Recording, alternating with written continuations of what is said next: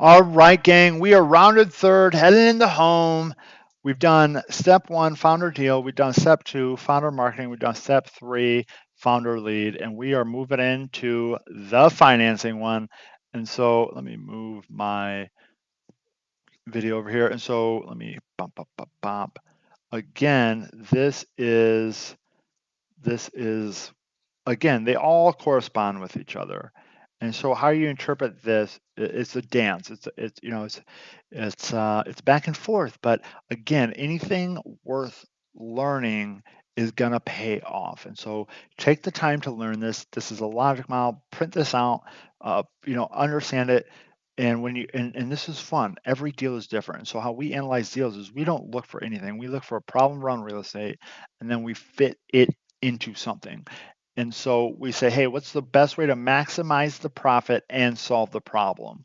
And so one property may be a wholesale, the next one may be a rental, one may be hard money, the next one may be seller financing, one may be lease option, control it with a sandwich lease option on the back end to dispo it. And so there's all of these different things, right? And the key is to understand this and to go out there, learn, understand, and practice. Learn, understand, and practice.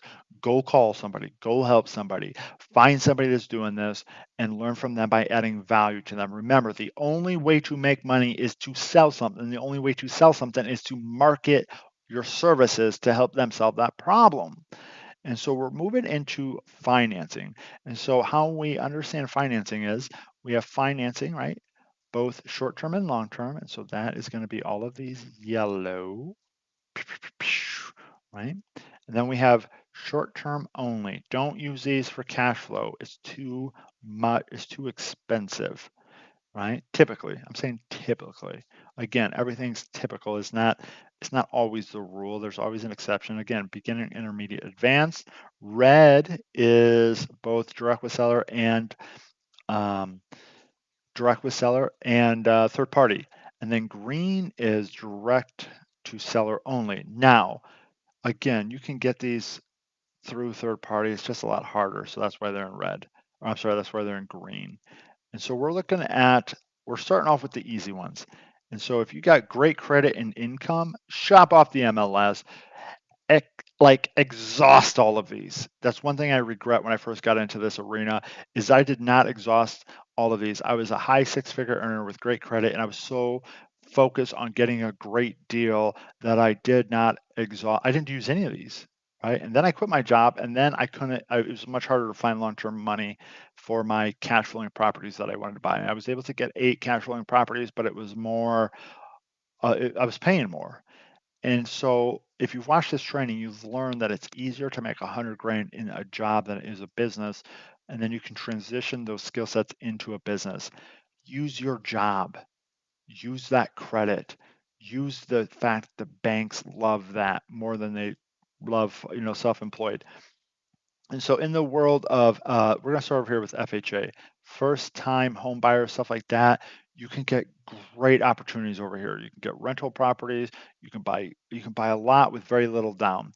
VA loans, you can buy properties with nothing down. We have people that actually get cash back using VA loans because of the way they structured it. And so again, this is cheaper money. This is harder to get, and the property has to be typically in a better condition, right? You're not going to go buy one of these from a wholesaler on typically because wholesalers move fast. They typically have properties that won't qualify for this. That's why they're getting wholesale. Conventional loans, this is typically, and again, there's so many different types of money out there, so many different types of programs. I'm painting a big broad stroke right here just so you guys can understand. Conventional is typically 20% down. Non-conventional is, oh my God, they call them non-QM loans. Come on, why won't you switch to the eraser? And so these are, again, as we move from left to right, the cost of money goes up typically on this first row. And so, non-conventional loans, the interest rate's going to be a little bit higher. Maybe you put a little bit more money down. Maybe they're non-recourse loans. Again, there's so many different types of loans out there. Specialty loans. This is maybe you're getting a first time home buyers pay down payment assistance. Maybe you qualify for a specific ethnicity or a specific type of grant, or not grant, but a specific type of funding based on who you are, your background, your relatives, or something like that. I don't know. Now we're moving. So those are all more, I don't want to say public money, institutionalized money. Those are all institutionalized money. Now, these ones, 401k, IRAs, these are more private money. What's another private? HELOC, again, could be private or it could be institutionalized. Depends if your borrower or equity partner is using it or if it's yours. If it's yours, it's institutionalized. If you're raising it from somebody else, it's private money, but they're getting it through their home equity. Right? And so this, this can get complex, but we're gonna. So 401k, if you have a job, you can get half of it up to $50,000. So let's say you got $1 million in your 401k, you can get, and you work at a job, 50 grand. Let's say you have $1 million at an old job, you roll that over and you get a million. Now, I'm a big advocate of 401ks over IRAs, specifically a Roth 401k, because Roth 401k, there's something called unrelated business income tax, and it has to do with leveraging excess debt to make profits. And with a Roth 401k, you do not pay UBIT, right? In an IRA, you do, and with a 401k, you do. So Roth and traditional IRA, Roth and traditional 401k, know the difference, know them. And so you can use your own, you can use somebody else's. And so that is a way to raise money or use your own money. Pension fund. Now this gets tricky because you can convert your pension fund into a whole life policy. Sometimes you can roll it over to a 401k. This gets really complex. And it depends. All of this stuff depends on so many different variables. And so get with a person that knows what they're doing. HELOCs, this is a great opportunity to leverage some of that equity inside of your house. Or if you know somebody with some equity, you can leverage it. You can work on a deal and then they could be your private money lender. Now here's what I'm going to say is if you're going to take somebody's money, if you're going to represent yourself as a professional saying, hey, I'm going to raise this money, and you don't know what you're doing, you are no better than the Wall Street people everyone hate. Get educated, know what you're doing, work with it, work with somebody that's been doing this, because I promise you, if you don't, you will lose the money. Eventually, something, I see it. I talk to people all the time that think they can do this themselves, think they could do this with no education, and then they go and they lose their parents' money. I've seen it. They go and lose their own money. They lose money. And so, as we're talking about this, be a responsible person, because there's no difference between you taking this money, learning how to raise it yourself, not knowing what to do with it when you get it, than the people that are on Wall Street that people get criticized, these banks that, take way too much risk on. There's no difference. And if that hurts to say it, I'm sorry, but I don't want you to get yourself in a pickle and ruin your life over it. I see people ruin their lives because they get money, and just because you can get money doesn't mean you're ready to use the money. Okay, get educated and work with somebody. Maybe you've done it already, fantastic. But this is the deep end of the pool. And I'm telling you, I got money and I wasn't ready for it. I see people get money, access to money all the time, and they're not ready for it. Don't take this lightly. Crowdfunding. This is, there's websites out there where it's a bunch of people pooling small amounts of capital. What it does is it diversifies risk over multiple projects. It diversifies risk over multiple people. So that's a great way to do that. Cross collateralization. And so when we're looking here, you could be the money lender. So these are ways you can lend money. This is where you can borrow money. This is equity partnerships. There's a lot of things we can do here. But a cross collateralization is, let's say you own this house free and clear, there's zero debt on it, and you want to buy this house for 200 grand. This is worth a million, right? So you're going to put 200 grand a line of credit on this or cross collateralize it. Let me make my marker smaller. Let's say you got this house it's worth $1 million, but you're only going to put 200K on it. So less risk should imply a less cost of capital, lower interest rate, and you're going to buy this thing at retail, 200,000. So now you own this house free and clear because you cross collateralize it. Very simple example of how to do that. Margin on stock. Let's say you own $1 million in stock, but you don't want to sell it and pay taxes. You don't. That's one very large reason. You think it's going to go up. You don't want to lose on future gains. So let's say that you talk to your broker and they'll give you 600K at 6%. Right? You borrow against that. Anytime you borrow money, it's a tax play. If you listen to Robert Kiyosaki, he says borrow, borrow, borrow, borrow, borrow, because you don't pay taxes on it.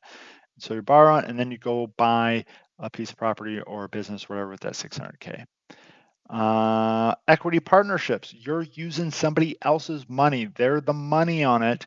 Now you got to make sure how you set this up because there's SEC violations if you don't do this stuff correctly, and you start using the word the I word, investor. That implies that word implies a relationship that may insinuate something, and you start getting into the SEC, so Securities and Exchange.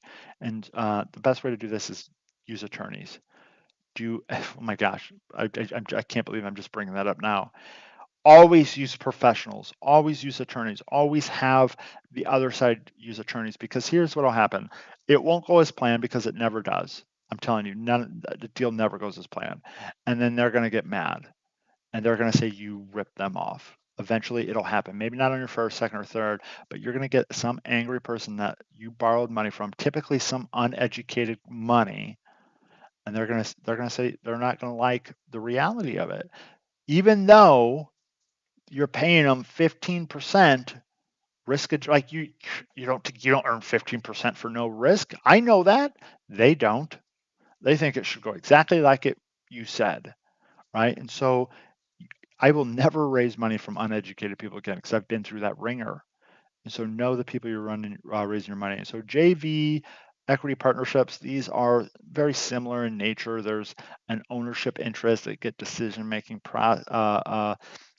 they get to make decisions in the deal, and that's what differentiates them between like a private placement memorandum where they're more of an investor versus partnerships where they get to make decisions. Again, run it through your attorneys and have them run theirs through their attorneys. So PPMs, private placement memorandums, there's different offerings depending on their if they're a qualified investor, non-qualified investors. There's so many different regulations, ways to raise capital in this. Again, we've done them. There's attorneys that do these. There's attorneys that specialize in them. Don't draw up your own paperwork. I've heard people doing it. Oh my gosh.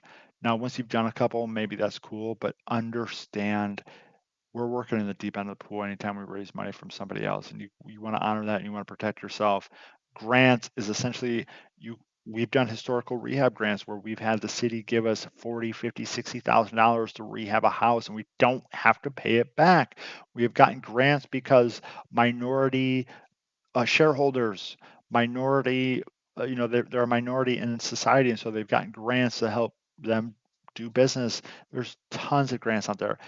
Now, there's also tons of grant writers. Some of them are great, some of them are not, and some of them are going to charge you money, and all of them are going to charge you money. Work with a proven grant writer if that's what you're going to do. Cash value on life insurance. This is a great strategy. It's called Infinite Banking, IBC, very advanced. If you're working with a broker here, make sure that insurance broker knows what they're doing, because it's in order to maximize this, they have to take a huge commission cut, but they actually make more because you do more business with them. The people that are commission hungry, they're going to set it up more for themselves to get a bigger commission than they are for you to maximize the way the policy works. And so really understand that. Now, these are all forms of seller financing. And so contract for deed is I love all of these. If I'm selling on contract for deed because I could do a forfeiture if they don't pay me, and I get the property back. I don't have to go for foreclosure, and I get all the equity. If buying, I'm buying subject to. I would never sell on subject to. I always buy on subject to, and I sell on contract for deed. Now you could do on the same property. You could buy subject to, sell contract for deed. That would be financing arbitrage. Again, so many different ways to do this. And if they won't sell to you on subject to, and they'll sell to you on contract for deed, cool. Right? Again, everything has a place. Lease option, you can buy properties, you can or control properties on the front end and the back end. We already went over that. So essentially, you put down, let's say you're going to buy the property for $120,000, or you have the right to, keyword the right. For that right, you're going to pay $5,000, and you have 1 year to do it, and you're going to pay $1,200 a month in rent. Now, here's where people mess up with lease options. They confuse rent to own. I'm telling you, or they take the lease and the option and they put it in one document, have them to be two separate things, and do not imply rent or ownership because they're two different things. And what'll happen is there's court cases that there's tons of history on this. If you imply renting and ownership, which one is it? Because there's laws for renters and then there's laws for home ownership. And if you confuse the two, which ones do you follow? And I'm telling you, the investor loses every time because you took advantage of the homeowner. That's the way the courts see it almost every time. Sandwich leases. This is your lease option it on the front end, your lease optioning it on the back end. Again, very advanced.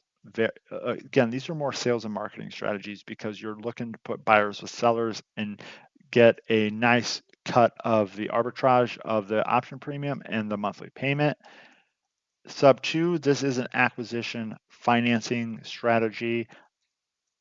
Could you dispo this? Yes, I don't recommend it because you're putting your name and reputation on it.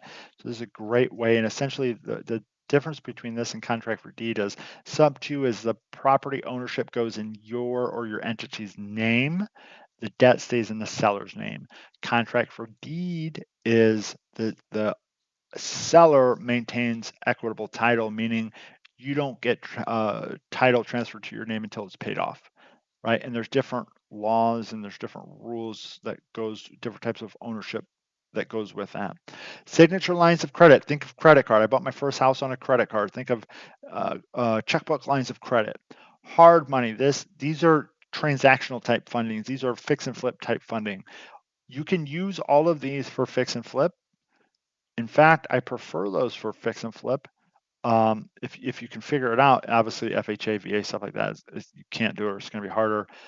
But if you can put short, long-term, low-interest money in play, from the beginning, what it does is it opens up your back end. And so if you're going to fix and flip it, but the fix and flip doesn't work out, now you have plan B already in place. You don't have to refinance or bring in short, long-term, low-interest money as a second alternative. You already have it in place, which is a great way to mitigate risk. And so hard money is institutionalized money, typically cut and dry, meaning this is the way, 1 point, 0 points, 2 points, depending on where you're at in the country. It is, I've seen hard money lenders anywhere from 65% of purchase all the way up to 90% of purchase and 100% of rehab. The more you get to this end of the spectrum, the tighter the underwriting guidelines are going to be. Meaning they're going to look at credit, they're going to look at income, they're going to look at you more with a microscope because they're lending you more, they're taking on more risk. And so just know that. And here's the thing, never, ever, ever pay money outside of the title to a lender. Here's why. It's 99.9999% scam. I see people lose money all the time. Use title for everything, right? No lender is going to ask for money before you do anything. They're going to run everything through title. I see people lose $35,000, $40,000 sending stuff with the hopes that they were going to get access to $500 to $1 million. Don't be that person. Use your brain. Go get educated. Use some logic, okay? Private money could be somebody else's money of pretty much, I'm going to say, any of this. right? What I love about private money is it's creative. You can negotiate like crazy. You can say, hey, I'm not going to make payments. It's going to be debt. It's going to be equity. It's going to be a combination of debt or equity. I don't pay you unless I make money. You take, oh my gosh, as long as it has integrity, you can do whatever you want. Credit cards, again, this I put this in signature lines of credit. The reason credit cards is a little bit more intermediate is signature lines of credit, you can actually write a check to withdraw that from the credit line. Credit cards, you got to get a little bit more creative on how you get the money off. We've bought houses by sending PayPals, right? There's ways to liquidate that credit card that takes a little bit more skill set and a little bit more advanced. So that's what differentiates between signature line of credit and credit cards. And so this is one of the pieces, and it was a lot, right? Welcome to real estate, gang. Welcome to making money.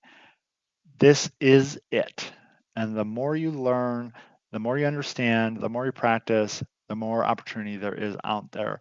And so we're going to bring it all home in the next one. You're doing great. Stick in there. We're almost done with this session. Have a beautiful day, and we'll see you on the next one.